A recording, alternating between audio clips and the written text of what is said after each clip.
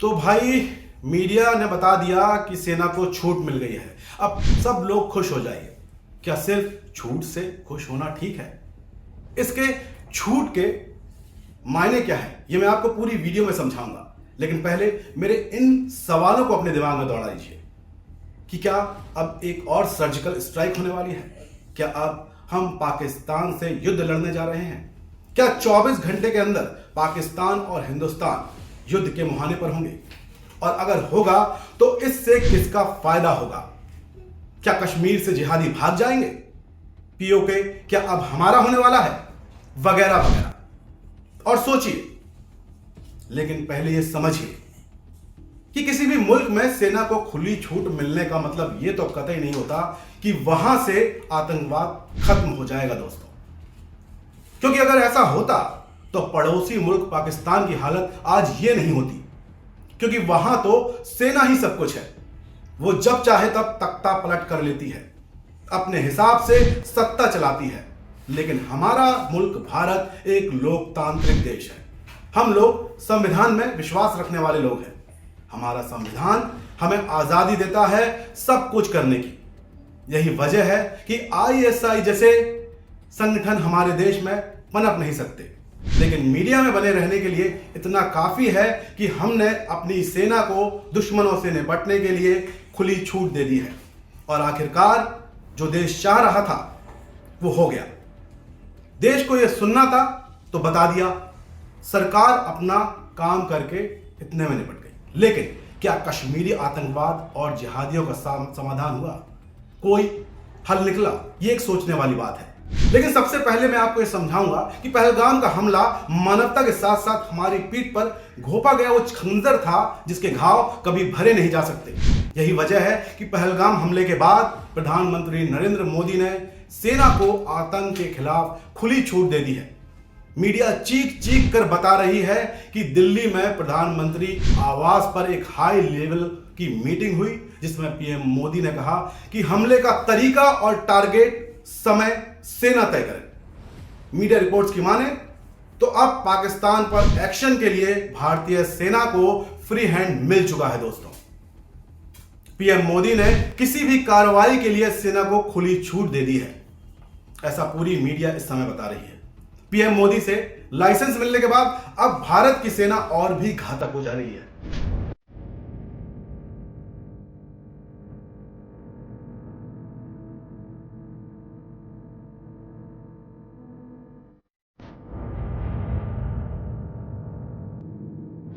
चीन और पाकिस्तान इसका सामना कर चुके हैं।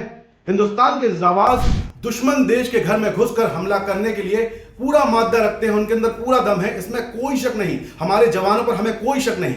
और यही वजह है जवाबी कार्रवाई के डर से पाकिस्तान के अब हाथ पैर फूल रहे हैं। लेकिन अब जरा धैर्य रखते हुए, साहस को मानते हुए, इन बातों को मजहब और मुसलमान से ना जोड़ते हुए समझिएगा, क्योंकि मुसलमान का मतलब पाकिस्तानी नहीं होता। हमारा हर भाईजान पहले हिंदुस्तानी है, फिर अपने धर्म का कोई भी नुमाइंदा हो सकता है। अब जरा समझिए कि फैसले सरकार के होते हैं दोस्तों, सेना के नहीं। लोकतंत्र की सबसे बड़ी खूबसूरती और मर्यादा यही है। जब भी देश की सीमाओं पर संकट आता है, जन भावनाएं उफान पर होती हैं। लोग चाहते हैं कि सेना तुरंत दुश्मन को करारा जवाब दे। हाल ही में प्रधानमंत्री नरेंद्र मोदी ने जो सेना को खुली छूट दी, उसके भी यही मायने निकाले जा रहे हैं। व्यापक चर्चा हो रही है, लेकिन क्या यह वक्त सही है? यह वक्त है समझने का कि युद्ध या जवाबी कार्रवाई का निर्णय आखिर लेता कौन है, सेना या सरकार? क्योंकि लोकतंत्र में सैन्य शक्ति का मर्यादित तरीके से काम करना बेहद जरूरी है, ना कि टुच्चे पाकिस्तान की तरह जिसकी सेना एक एजेंसी के हाथों में नाचती है। सेना राष्ट्र की ताकत है, पर वो एक साधन है, निर्णायक नहीं। लोकतंत्र में निर्णय लेने का अधिकार निर्वाचित सरकार के पास होता है दोस्तों।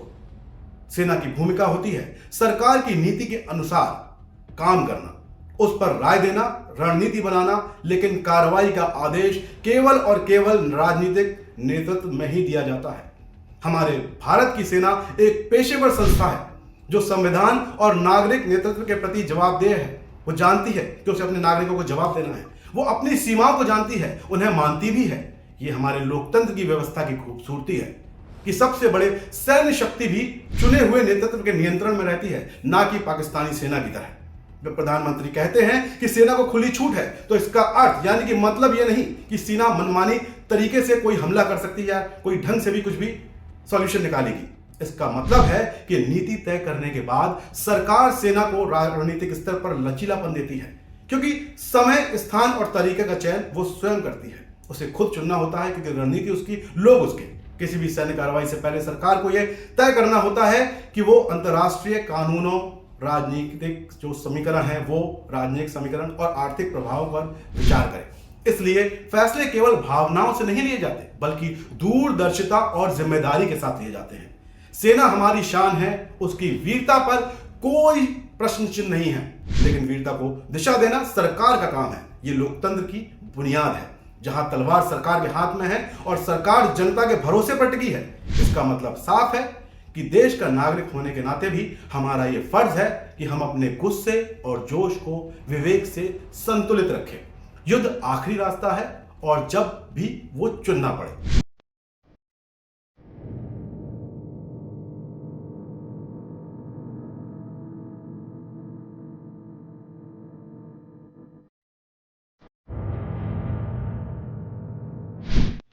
तब भी फैसला दिल्ली से ही होगा, सीमाओं से नहीं, या फिर सेना नहीं। इसलिए सबको अपना काम करने दीजिए। बदला लिया जाएगा मासूम जिंदगियों से खिलवाड़ करने वालों का, और सरकार ये काम करना बखूबी जानती है। जब तक आप किसी बहकावे में आकर किसी भी तरह से कोई भी भूल ना करें कि सोशल मीडिया के चौराहों पर, क्योंकि ये काम दुश्मन के लिए हथियार बन सकता है, जैसा कि आपने नेहा सिंह राठौर के केस में देखा होगा। क्योंकि यह देखने वाली बात है कि सरकार अपना काम बखूबी करती है, लेकिन इस पर पॉलिटिक्स नहीं होनी चाहिए। खास तौर पर वो गायब पॉलिटिक्स का जिक्र तो मैं बिल्कुल नहीं करूंगा जो इस समय कांग्रेस ने शुरू की है। उसे वो पोस्टर, वो बैनर हटाने पड़े, इसके लिए वो शर्मिंदा भी हो शायद। लेकिन इस वक्त हम सबको एक रहने का कोशिश करनी चाहिए, एक साथ अपनी सरकार का, अपने देश का साथ देना चाहिए, अपनी सेना का मनोबल बढ़ाने वाला काम करना चाहिए, ना कि ये कि हम भावनाओं में बहकर कुछ भी कहते। बाकी बने रहें हमारे साथ, बनिए हमारी टीम की ताकत, करें हमें सब्सक्राइब, क्योंकि इस देहाती की बस यही अपील है कि तकदीर तो ऊपर वाले के भरोसे छोड़ दीजिए। मेरी कोशिश है कि यह सूरत बदलनी चाहिए। जय हिंद, जय भारत।